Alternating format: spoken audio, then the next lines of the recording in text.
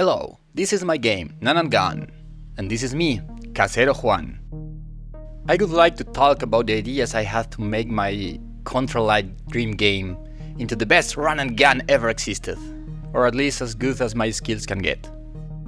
Some little details I have noticed on this genre of games that doesn't completely translate from their 2D predecessors. By the way, if you like game development related content, please consider subscribing to my channel. Run&Gun is an old school run-and-gun game. You easily can notice inspiration from Contra or Metal Slug or other arcade classics, but in 3D! Okay, well, 2.5 technically. I started this game because I really don't like how this genre has passed from 2D to 3D. Let me explain this in this video. The first thing I noticed is that you usually don't feel multitudes in 3D run-and-gun games. This is not an issue with more slow strategic games like Metroid or Mega Man. In all arcades, you can get this detail. There are a lot of enemies in a small space. It's very satisfying to fight a bunch of bad guys. You feel like overpowered. That's really cool. But in early 3D attempts like Contra Legacy, you could notice this limitation. They separate more the enemies. Even in modern Contra games remakes, I've seen this. You could say some old levels of Contra were like this, especially the waterfalls I remember, but sometimes you see them in a crowd, like a bunch of them. Or as you can see in Super Nintendo Contra 3 game, soldiers come and go to attack you, they overlap themselves, but in 2D your mind makes more sense. One of them you suppose is slightly behind, so they don't hit each other. I wish to go back to that feeling, but the main problem is in 3D you can overlap all objects. They look really bad, really messy, so I just move a little back or front, enough to hide the ugly overlap effect. As you can see here, I am using Unreal Engine, as you can see, and I'm using characters for bipedal movement. They have a capsule collision.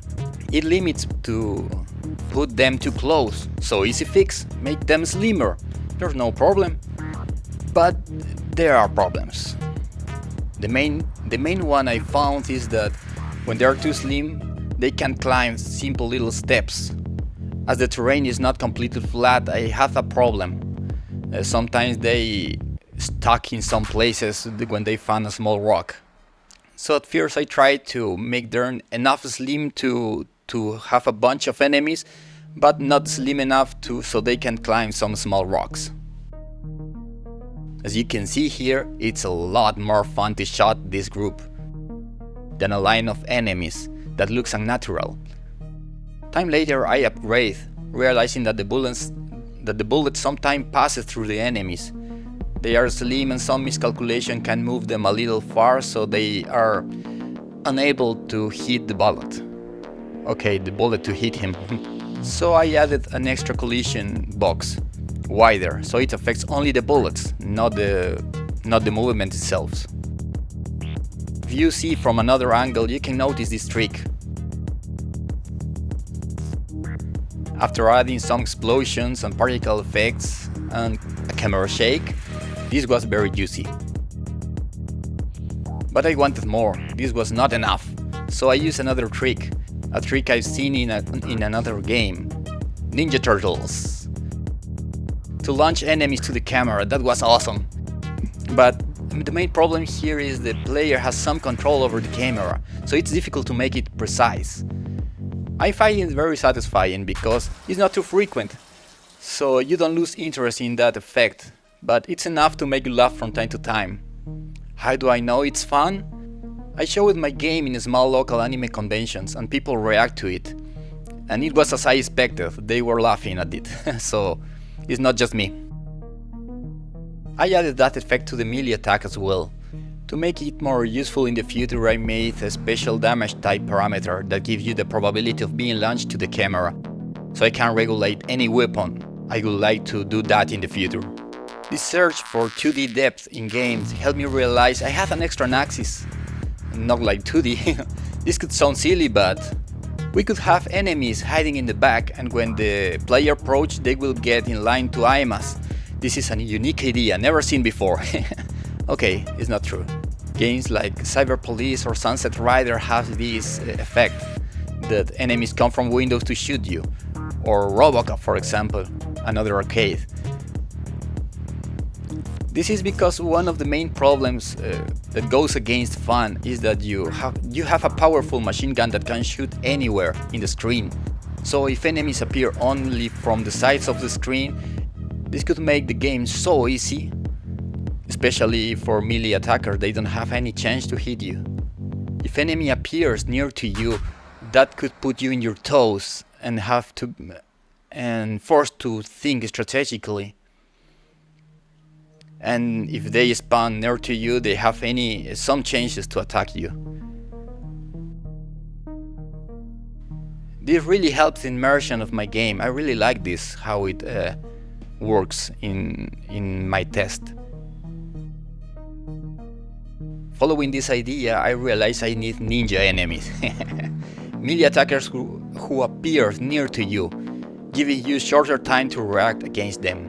As you could notice, you aim with the mouse. You can shoot at any direction. If you play it with a controller, you will find one stick is just dedicated to aim. I took this approach from Contra. Contra have that kind of movement. You can shoot anywhere in the screen. Opposing games like Metroid or Mega Man, where they limit you where you can shoot to give more strategic difficulty to the game.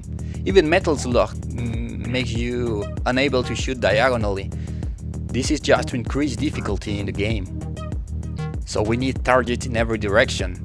Otherwise you only have to shoot left and right. That doesn't make sense. I made this fly enemy that spits acid at you and sometimes drops a weapon, like all arcades. Why a big fly that spits acid has a weapon inside? Okay, obviously he ate a human soldier before, with all on his weapon. Problem solved.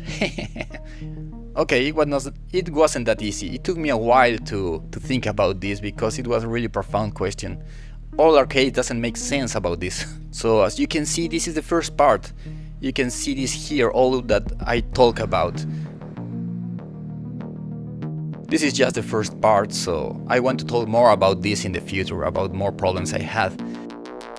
I hope you like this content. If you like, please consider like and subscribe to my channel. And if you like to test my game, please do it. It's in Steam already. I have a demo there. I'll put this in the screen somewhere. And if you like, please wishlist it. It helps me a lot. And share it with your friends if you like it. So I hope to see you here in the next video. My name is Casero Juan. Bye bye.